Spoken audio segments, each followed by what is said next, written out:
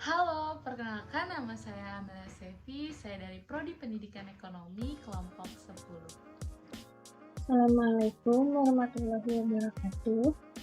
Halo semua, perkenalkan nama saya Siti Hawajaya Madita dari Prodi S1 Akuntansi 2021, kelompok 10 PKMFE 2022. Halo, saya Tasya Fadia dari Prodi Pendidikan Ekonomi kelompok 10 PKMFE 2022. Saya Bella Amalia dari Manajemen Pemasaran. Halo semua, perkenalkan nama aku Rizka Derlia dari Prodi Pendidikan Administrasi Perkantoran. Assalamualaikum warahmatullahi wabarakatuh. Perkenalkan nama saya Noval Syadik dari Prodi S1 Manajemen, kelompok 10 PKMFE 2022. Saya Fajar Mubarok dari Prodi Pendidikan Administrasi Perkantoran, kelompok 10 PKM FE 2022. Halo semua, kenalin, saya Raka Wahyuanda dari Program Studi Pendidikan Administrasi Perkantoran. Halo semuanya, perkenalkan aku Rahmayani dari Prodi Pendidikan Ekonomi, kelompok 10 PKMFE 2022. Halo, perkenalkan, saya Devia Indonesia Lubis dari Prodi S1 Akuntansi 2021, kelompok 10 PKM FE. Perkenalkan, nama saya Jian Farsyadila Azahwa dari Prodi S1 Akuntansi 2021 dari kelompok 10. Perkenalkan, nama saya Gita Safitri dari S1 Manajemen, kelompok 10 PKM FE 2022. Halo, perkenalkan saya Diah Ayuraga Siwi dari kelompok 10 PKMFE 2022 berasal dari Prodi Bisnis Digital. Perkenalkan, nama saya Zahra Fizai Saura dari Prodi S1 Bisnis Digital.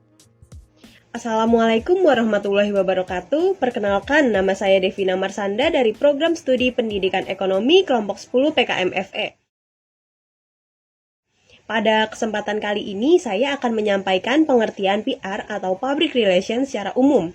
Jadi, PR adalah suatu aktivitas yang dilakukan dengan cara menjalin hubungan-hubungan dalam bentuk komunikasi antara organisasi dengan keseluruhan publik, baik eksternal maupun internal. Yang tujuannya untuk menumbuhkan saling pengertian, goodwill, dan kerjasama dengan jalan komunikasi timbal balik untuk mencapai tujuan yang hendak dicapai. Baik, selanjutnya ada fungsi PR secara umum.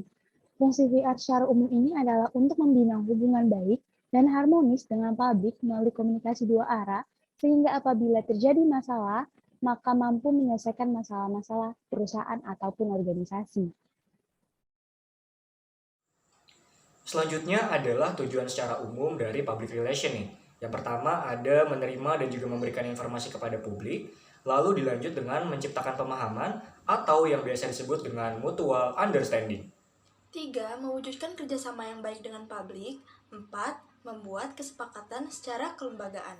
Selanjutnya, yang kelima itu ada mewujudkan pengertian antar publik, lalu yang terakhir menumbuh kembangkan citra yang positif. Fungsi PR dalam organisasi adalah memelihara, mempertahankan, dan juga mengembangkan komunikasi timbal balik dalam menyelesaikan masalah atau meminimalisir adanya masalah. Tujuan public relation dalam organisasi yaitu sebagai penasihat ahli, fasilitator komunikasi, fasilitator pemecahan masalah, teknisi komunikasi, serta pemonitoring dan pengevaluasi. Yang pada intinya, untuk membantu menetapkan dan memelihara komunikasi dengan menjalin hubungan baik dengan publik, baik internal maupun eksternal. Membantu dalam penyelesaian pemecahan masalah-masalah manajemen yang sedang terjadi dalam organisasi sebagai komunikator. Serta membentuk citra atau image positif publik maupun masyarakat terhadap organisasi. Nah, berikut ini adalah beberapa teknik yang diperlukan oleh seorang public relation.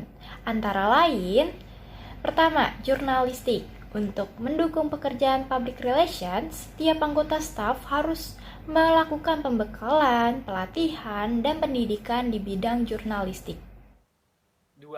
Komunikasi visual, yaitu menyajikan informasi yang akurat dan meyakinkan untuk publik, media, dan anggota internal perusahaan ataupun organisasi. Yang ketiga, itu relasi. Public relation dituntut untuk bisa mempunyai dan membangun relasi yang bagus dengan awak media. Yang keempat ada interpersonal. Membangun relasi dengan pihak tersebut pasti akan membutuhkan interpersonal yang baik supaya tidak terjadi ketersinggungan antara internal perusahaan dan pihak eksternal. Nah, yang kelima adalah manajemen publik. Publik sendiri akan mempengaruhi pertumbuhan dan juga kekuatan bersaing. Oleh karena itu, kemampuan manajemen publik yang baik bisa memudahkan ke berbagai segmen. Good morning, bonjour, selamat pagi, selamat datang di pertemuan tahunan 2018. Atas nama IMF, izinkan saya untuk mengungkapkan perasaan duka dan bela sungkawa kepada masyarakat Indonesia, khususnya kepada keluarga-keluarga yang telah kehilangan dan sedang melalui masa-masa sulit saat ini. Senin lalu saya berkunjung ke Lombok. Tim saya juga berkunjung ke Sulawesi hari sebelumnya. Dan kami dapat melihat di lapangan kehancuran yang disebabkan oleh bencana alam yang tragis ini. Namun kami juga bisa melihat ketangguhan, keberanian, dan ketegaran dari orang-orang Indonesia. Dan tentunya juga sebagai lembaga, sebagai komunitas, kami pun berusaha untuk membantu dalam cara apapun yang kami sanggup. Dan sebagaimana saya katakan dalam bahasa Indonesia, IMF berdiri bersama Anda. Semangat solidaritas dan keberanian dan ketangguhan itu juga menunjukkan bagaimana suatu negara dapat mengatasi keadaan ekonomi yang berat dan melakukannya dengan gemilang. Sudah tentunya Indonesia adalah contoh yang jelas tentang hal itu. Saya izin bertanya. Baik, terima kasih. Saya perwakilan dari Starship Media izin bertanya, apakah keadaan ekonomi saat ini sudah cukup kuat? Terima kasih. Jawabannya adalah ya, ekonomi memang kuat saat ini. Namun, ini pertanyaan yang sesungguhnya, apakah ekonomi sudah cukup kuat? Jawaban kami untuk itu mungkin belum cukup kuat. Karena kita jelas melihat bahwa pertumbuhan telah melandai. Kami memperkirakan pertumbuhan global akan tetap berada pada 3,7% untuk 3 tahun berturut-turut, yaitu dari tahun 2017 sampai tahun 2019. Kami juga melihat bahwa pertumbuhan menyebar lebih tidak merata di antara negara-negara. Selain itu, sebagian risiko yang sudah kami sorot, khususnya pada pertemuan musim semi kita pada bulan April, sudah mulai mewujud. Khususnya dari hambatan perdagangan yang meningkat. Jika ketegangan tersebut bereskalasi, ekonomi global akan mengalami pukulan signifikan. Maka rekomendasi kuat kami adalah untuk mendeeskalasi ketegangan tersebut dan bekerja untuk mewujudkan sistem perdagangan global yang lebih kuat, lebih adil, tepat untuk tujuan, dan tepat untuk masa depan. Karena jika pelayanan tidak tercakup dengan memadai, jika transformasi digital tidak tercakup secara memadai dalam rangka perdagangan saat ini, maka sesungguhnya kita tidak paham apa yang sedang kita hadapi dan kita kemungkinan akan menyia-nyiakan kenaikan produktivitas yang seharusnya bisa kita raih. Saya izin bertanya. Baik, terima kasih. Sebelumnya, saya selaku perwakilan dari Planet Media ingin bertanya. Menurut Anda, apakah manfaat pertumbuhan sudah cukup merata? Terima kasih. Jawaban untuk itu adalah manfaat dari pertumbuhan yang lebih kuat belum cukup merata agar ekonomi global kita dapat terus tumbuh secara berkelanjutan.